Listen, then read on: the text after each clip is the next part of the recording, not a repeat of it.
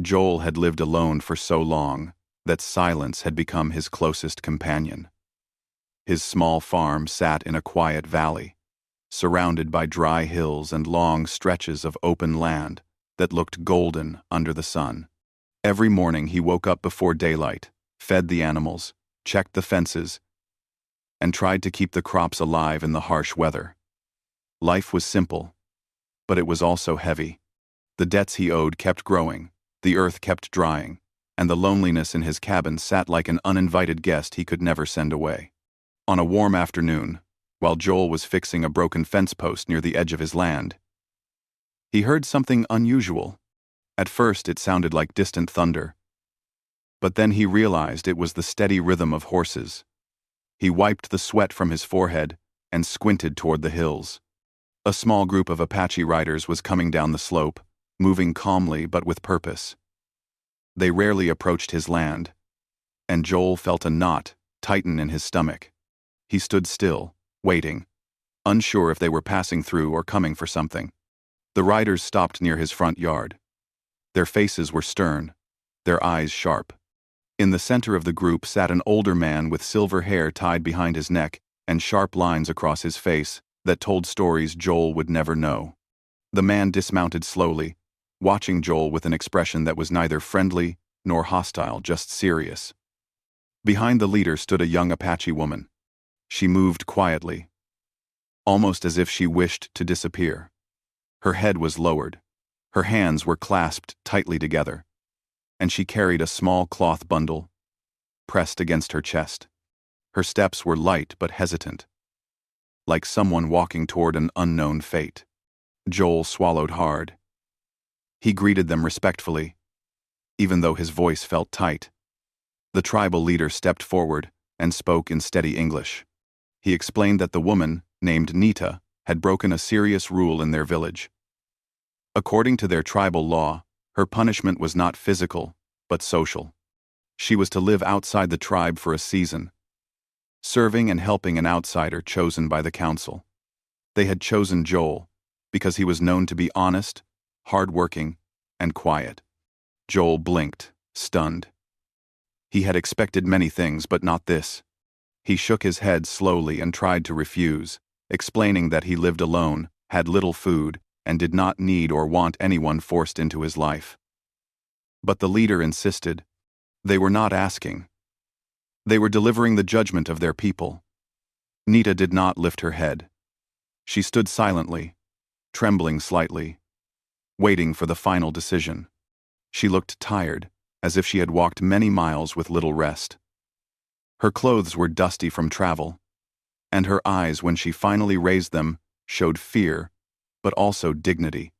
Joel's heart softened. He didn't want anyone to feel unwanted or afraid on his land. He didn't like the idea of taking someone in as a punishment. But he also saw that leaving her alone or turning her away would be cruel. After a long, tense moment, he nodded. He agreed to let her stay for the season. The tribal leader thanked him with a short bow. Before leaving, he told Nita something in their language. She listened, nodded, and then stood alone as the riders mounted their horses and disappeared over the hill. Suddenly the yard was quiet again. The wind brushed through the grass, and the only sound was the soft rustle of Nita's clothes as she shifted her weight uncertainly. Joel took a slow breath and stepped closer, trying to appear calm. He told her she didn't need to fear him. She nodded, but did not speak. Her English was limited, and her trust was even more limited. Joel pointed toward the cabin and motioned for her to follow him. Inside, the cabin felt smaller than usual, perhaps because Joel had never shared it with anyone before. He showed her a small room in the back, barely big enough for a bed, a small table, and a few blankets. It wasn't much, but it was clean and safe. Nita placed her cloth bundle on the table and stood quietly, unsure what to do next. Joel offered her water and pointed toward the kitchen area. She thanked him softly, her voice gentle but strained, and drank slowly, as if savoring the simple kindness. The rest of the afternoon passed in silence, Joel returned to the fields to finish his work. He kept glancing toward the cabin, worried she might feel trapped or frightened. But each time he looked, she was just standing near the doorway, watching him with careful eyes, like someone trying to understand who he really was. When the sun began to set, he finished his chores and washed his hands at the outdoor pump. Nita approached him slowly, holding a small plate with bread she had found in the kitchen. She offered it to him with both hands. Joel was surprised, touched by the gesture. He thanked her, and she stepped back quickly, unsure if she had overstepped. As night fell, the valley grew quiet. Joel made a small fire inside and sat near it, trying to dry his boots. He heard soft footsteps behind him, but didn't turn around right away. Nita stood at a distance, her hands held together, looking around the cabin as if she was trying to memorize everything. She didn't sit. She didn't speak. She simply observed, trying to read the place and the man who lived in it. Joel finally spoke, telling her she could rest if she wished. She nodded and returned to her small room. Before closing the door, she paused for a moment. Joel could see her silhouette in the lantern light, thin, tired, unsure. She whispered a quiet good night, the words soft but sincere. Joel nodded and wished her the same. That night, Joel did not sleep easily. He lay awake thinking about how sudden everything had changed. He had lived alone for so long that he didn't know how to share his space anymore. He also wondered what kind of life Nita had left behind, what mistakes she had made, and whether she missed her home already. The cabin felt different now, not empty, but filled with a quiet presence he didn't yet understand. Nita also didn't sleep right away. She sat on the edge of the bed, holding her cloth bundle close. Inside were the only things she had brought: a woven scarf, a wooden comb, a small piece of carved stone, and a folded cloth from her mother. These were her memories, her only connection to the world she suddenly no longer belonged to. She looked around the small room, uncertain if it would become her prison or her protection. She did not know Joel, but she sensed kindness in him, something steady and patient. She hoped it was real. As the night grew deeper and the moonlight slipped through the window, Nita lay down and listened to the sounds of the cabin, the gentle crackling of the fire, the soft movement of the wind outside, and the slow steps of Joel as he walked quietly before finally settling on his own bed. She closed her eyes, breathing slowly, and told herself that fate had brought her here for a reason she did not yet understand. Outside, the valley rested peacefully. Inside the small, weathered cabin, two strangers slept under the same roof. One filled with responsibility he had never asked for, the other carrying a burden she wished she could forget. Neither knew it yet, but this unexpected beginning would slowly turn into something far more meaningful than a season of punishment or a simple act of kindness. It was the quiet start of a connection that would change both their lives. The weeks after Nita arrived passed slowly, yet each day brought a new understanding between her and Joel. Their home was small, old, and full of small troubles. But somehow, it began to feel less empty with her presence. The mornings used to be silent for Joel, only the sound of wind pushing through the dry grass. But now, when he woke up, he could hear gentle movements from the kitchen or the soft sound of water pouring into a pan. She never disturbed him on purpose. She simply moved quietly, like someone trying to give back a little peace in a world that had not been very kind to her. At first, she stayed cautious and careful. She only spoke when she had to, and even then, she used simple English words, ones she remembered from traders and travelers who visited her tribe. Joel respected her silence. He did not push her to talk or explain her past. He knew that when she was ready, she would speak. One afternoon, Joel came back from the fields covered in dust. His shirt was wet with sweat, and his shoulders were tired from carrying tools. He walked inside expecting to sit alone for lunch, but something new waited for him. Nita had prepared a small meal, nothing fancy, just beans, bread, and boiled vegetables. She placed the bowl on the table and stepped aside, unsure if she had done something wrong. Joel stared at the food, then at her, surprised by the simple kindness. He thanked her softly. She lowered her head and smiled a little. The first smile he had seen from her since she arrived. From that day forward, Nita began choosing small tasks for herself. She swept the floors with careful strokes, washed the dishes, mended old sacks, and even brushed the dust off the windows that had not been cleaned in months. Joel insisted she didn't have to work so hard, but she shook her head. She did not want to sit quietly and feel like a stranger. She wanted to be useful. She wanted the place to feel alive. And secretly, she wanted Joel to know she appreciated the way he treated her with patience, respect, and quiet distance. Joel had lived alone for many years. He wasn't used to someone asking if he needed help. He wasn't used to someone placing water next to his seat after a long day, or folding his extra blanket neatly. He watched her from a distance as she moved around the cabin. Always gentle. Always careful. As if she was trying not to disturb the air around her. And slowly, without either of them noticing, the cabin changed. It felt warmer not because of new furniture or paint, but because two people who barely knew each other were learning how to share the same space without fear. One evening, Joel was repairing a broken piece of the roof when he heard footsteps behind him. It was Nita, holding a lantern. The sun had already turned orange, and the valley was growing darker by the minute.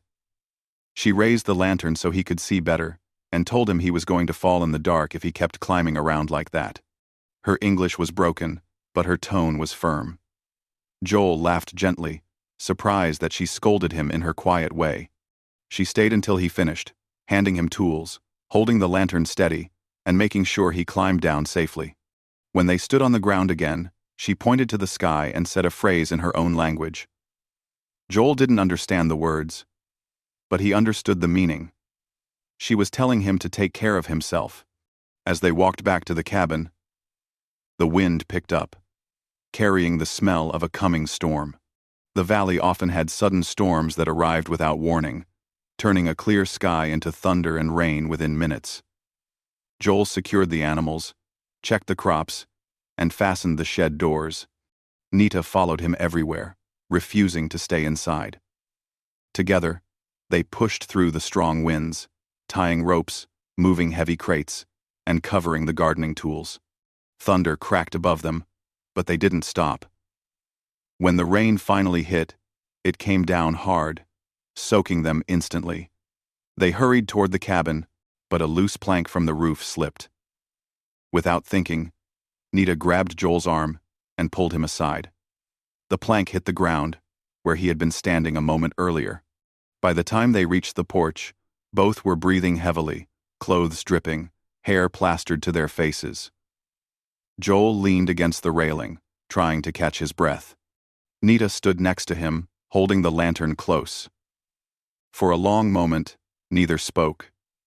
They simply watched the rain pour down onto the valley. Joel looked at her, realizing that she wasn't just helping because of duty or punishment. She cared if something happened to him, and that made something inside him soften in a way he hadn't expected. When they stepped inside, the fire had gone out. Joel tried to restart it, but his hands were shaking from the cold. Nita knelt beside him and helped, using dried grass and small twigs she had stored earlier. Together, they brought the fire back to life. The soft light filled the cabin, warming their cold faces. They sat near the fire, and for the first time, Nita talked a little about her tribe. She spoke about her childhood, the mountains she grew up near, the traditions she respected, and the rules their people followed strictly. She did not say much about the mistake that brought her punishment. She only mentioned that she had tried to protect someone younger, and things had been misunderstood. Instead of being thanked, she had been judged. Joel listened, without interrupting. He understood that she carried pain, but also strength. When she finished, she fell silent, waiting to see if he would react harshly. But Joel simply told her She did not need to explain anything she did not want to. Her past was her own. She stared at him for a long moment, surprised by his calm acceptance. In the following days, their routine became smoother. They shared small conversations, small tasks, and small happy moments. Joel discovered that she liked to hum soft melodies from her tribe while she worked. She discovered that Joel had a quiet sense of humor, the kind that appeared only when he felt comfortable. There were moments when their eyes met unexpectedly, and they both looked away quickly, not from embarrassment, but because something gentle was growing between them, something neither fully understood yet. One day, they walked to the creek near the edge of the property. Joel wanted to collect fresh water, and Nita wanted to gather wild herbs. As they walked through the grass, she pointed at different plants, telling him their uses. Even with her limited English, she explained which roots could help with fever, which leaves could be crushed into medicine, and which flowers could be used for cooking. Joel listened carefully, amazed by how much she knew about the land. At the creek, she knelt beside him and showed him how to select the cleanest water by watching the current. They worked side by side, filling buckets and enjoying the peaceful sound of flowing water.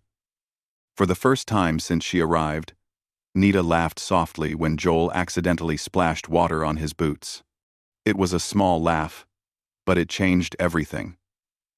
Joel looked at her, realizing he had not heard a sound like that in years. Time moved forward, gentle and steady.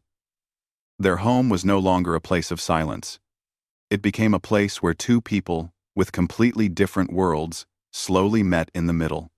Joel began leaving small tasks for her to do, trusting her judgment. Nita started waiting for him by the door each evening, happy when he returned safely. When he worked late, she brought him water. When she looked tired, he told her to rest. Their connection grew not through grand moments, but through small acts of care that slowly filled the spaces between them. Joel did not know what the future held. Nita did not know if her tribe would return soon. But both of them knew one thing. Whatever time she had left on the farm, they were no longer strangers living under one roof. They were two lives, slowly leaning toward each other, learning to trust, learning to heal, and learning to turn shared silence into something warm and meaningful. The bond between Joel and Nita had grown so quietly that neither of them realized how natural their companionship had become. Weeks had turned into months, and the cabin no longer felt like a lonely place. There was always motion now, Nita humming softly while she worked, Joel knocking dust off his boots, the sound of shared footsteps on the wooden floor. The silence that once lived inside the cabin had been replaced by a warm, gentle calm. People in town began to notice the change. Whenever Joel came into the small store for supplies, Nita often walked with him. She stayed slightly behind, observing people with cautious eyes. Some townsfolk stared openly, whispering to each other when they thought she could not hear. Others nodded politely out of respect for Joel. But even when the looks were unfriendly, Nita did not hide behind him. She walked beside him with quiet strength, carrying the basket or choosing vegetables while he gathered tools or seeds. Joel noticed how she stood a little closer to him when people whispered. He didn't say anything, but he stayed near her when they walked back home. He didn't need to be a shield. He just wanted her to know she was not alone. One afternoon, as they carried supplies back through the valley, Nita hesitated when they reached the halfway point. She stopped walking and looked back over her shoulder, her eyes scanning the hills. Joel followed her gaze and saw dust rising from the distant path riders approaching. He recognized the shape, the movement, the pattern of their riding. Apache. His stomach tightened. Nita's face became tense. She didn't step closer to Joel or run away. She simply stood straight, her hands gripping the basket firmly. Joel placed his supplies down carefully and waited. He did not want to show fear, and he didn't want Nita to think he was afraid of her people. The riders came down slowly and stopped a few feet away. This time, the leader wasn't the older man who had brought Nita months ago. Instead, it was a younger warrior with strong shoulders and sharp eyes. He dismounted and spoke to Nita in their language. Joel didn't understand the words, but he recognized the emotions behind them. Questions, expectations, judgment. Nita answered calmly. She stood tall, her voice steady even though her hands trembled slightly. The young warrior's expression softened as she spoke, then tightened as he listened further.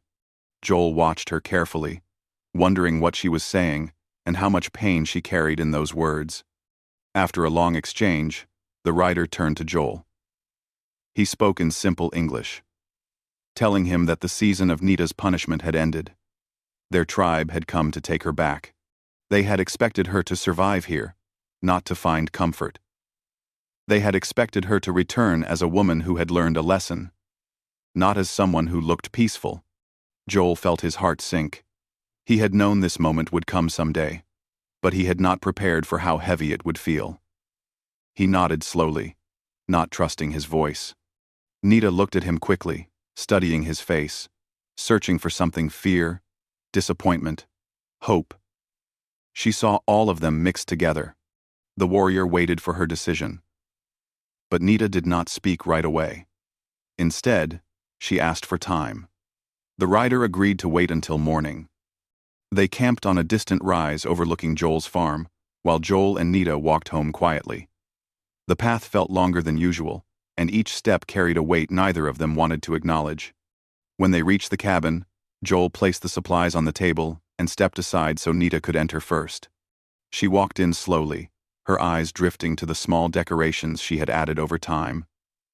The woven cloth near the window, the herbs hanging above the stove, the blanket she had stitched. This cabin had become more than a place to stay. It had become something she had shaped with her own hands. Joel lit the lantern, and the gentle light filled the room. Nita stood near the fire, warming her fingers even though the night wasn't cold. Joel sat on the edge of the chair, rubbing his hands together. He didn't know how to ask her what she wanted. He didn't know if it was fair to ask at all. She was free now, and her choice should not be influenced by his loneliness. After several moments of silence, Nita finally spoke. She told him the riders had come because her time was over. She told him she was free to return to her people.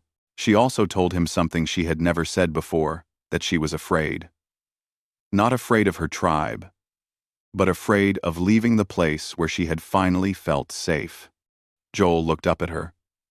Her eyes were soft, filled with memories of everything she had lived through in these months. He felt something pull inside his chest, something he had tried to ignore. He told her she didn't have to make her decision right away. She nodded, grateful for the small comfort. The night passed quietly. Neither of them slept much. Joel stared at the ceiling, replaying every moment they had shared. Nita sat at the small table in her room, running her fingers over the carved stone her mother had given her. Tears formed quietly at the corner of her eyes, though she wiped them away quickly. She wasn't crying because she feared returning home. She was crying because she didn't want to lose what she had found here. In the morning, dawn arrived gently, painting the valley with soft pink and gold. Joel stepped outside and found Nita already standing in the yard, facing the hill where the riders waited. She turned to him when she heard the door open. For a moment, they simply looked at each other, the silence full of meaning. Joel took a deep breath and told her something from his heart.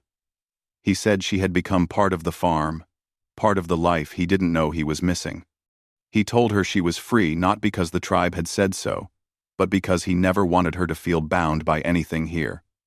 He said she could choose whatever path was best for her, and he would respect it. Nita listened without speaking. When he finished, she stepped closer, her eyes bright with emotion. She told him he had given her something. Her tribe had not kindness without judgment, a home without fear. She told him she felt safe here in a way she had never felt before. She didn't know if she deserved it, but she cherished it. The Apache riders waited patiently on the hill, watching the cabin.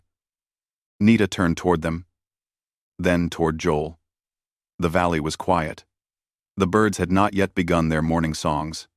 The wind was still. It felt as if the entire world was holding its breath, waiting for her decision. Nita stepped forward, took a slow breath, and walked toward the hill. Joel followed her at a distance, not wanting to interfere. As they reached the riders, she stood straight and spoke in her language. Joel couldn't understand the words, but he saw the firmness in her voice, the honesty in her eyes. When she finished, the warrior nodded. Not in anger, not in disappointment, just acceptance. She turned back to Joel, her decision clear. She was choosing her own path, and she was choosing him. The morning air felt different, as if the whole valley had been waiting for Nita's answer. When she declared her choice to the Apache riders, her voice did not shake. She spoke slowly, clearly, with a strength that surprised even herself.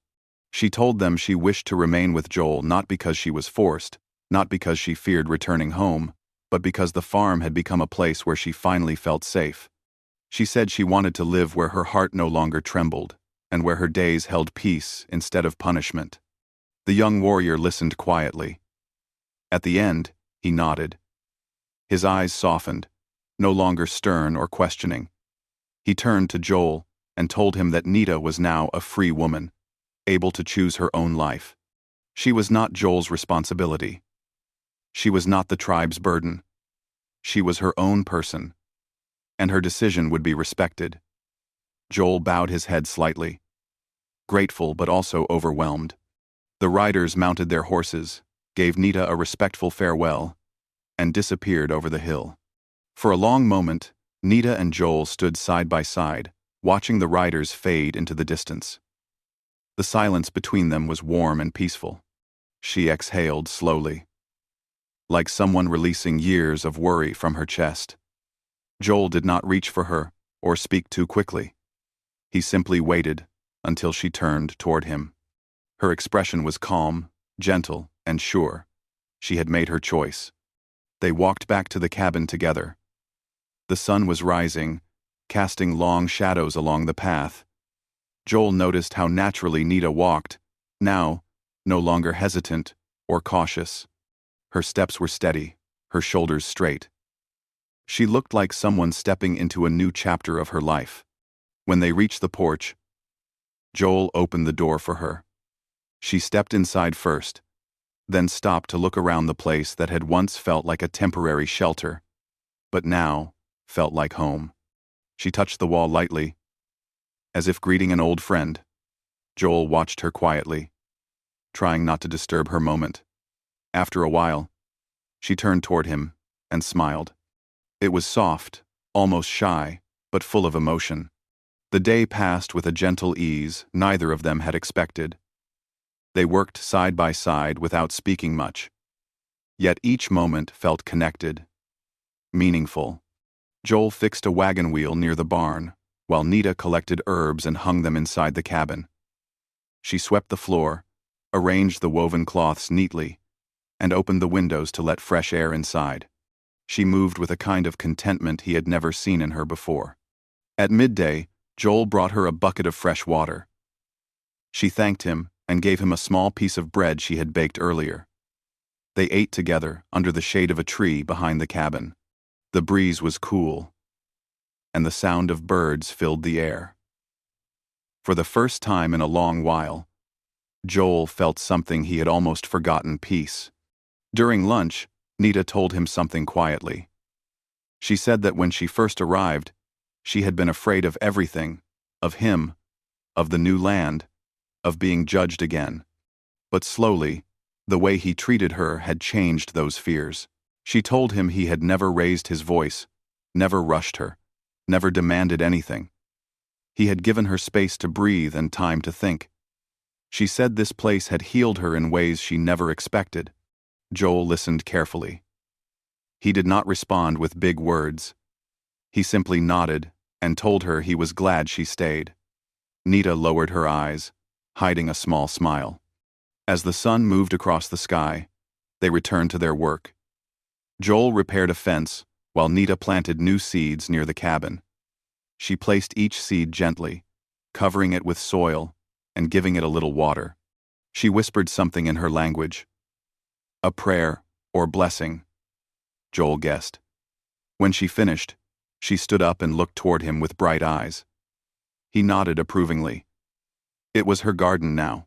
Later in the afternoon, a pair of townsfolk rode by, slowing their horses as they passed Joel's land.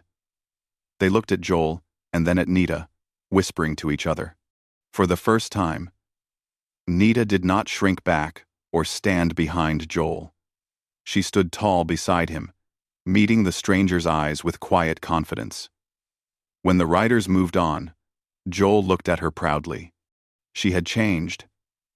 She was no longer the frightened woman who had arrived months ago. She was strong, calm, and certain. As evening approached, the sky turned golden, painting the valley with warm light. Nita started preparing dinner inside, while Joel washed at the pump. The smell of cooking drifted through the air: herbs, vegetables, warm bread. Joel smiled without even realizing it. He walked inside and found her moving gently around the kitchen, humming one of her soft tunes. The fire crackled, filling the cabin with warmth. They shared dinner, talking a little but enjoying the quiet moments even more. After the meal, Joel stepped outside to watch the sunset. Nita joined him a few minutes later. She stood next to him silently, looking at the horizon. The sky glowed with deep shades of orange and pink. The valley looked peaceful, like it belonged only to them. Nita spoke softly, telling him about her mother's stories of new beginnings. Her mother always said that people could start again in places where the earth met the sky, a place where past burdens melted into the wind. Nita said she never understood those words until now. Joel listened, turning his head slightly to watch her expression.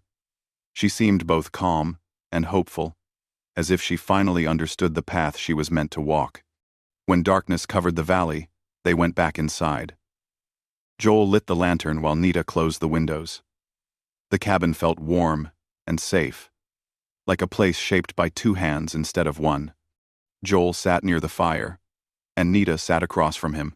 After a long moment of comfortable silence, she spoke again. She told him she wanted to help him not out of duty anymore, but out of choice. She said the farm felt like her home, not because she had been placed here, but because she had built memories here with him. Joel felt his chest tighten with emotion, but he kept his voice steady. He told her that the farm had changed because of her, that her presence made it feel alive for the first time in years. Nita looked at him with steady eyes.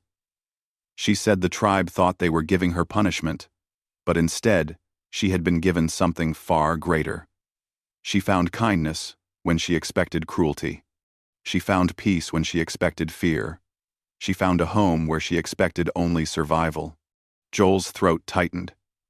He had never been good with words, but he wanted to say something meaningful.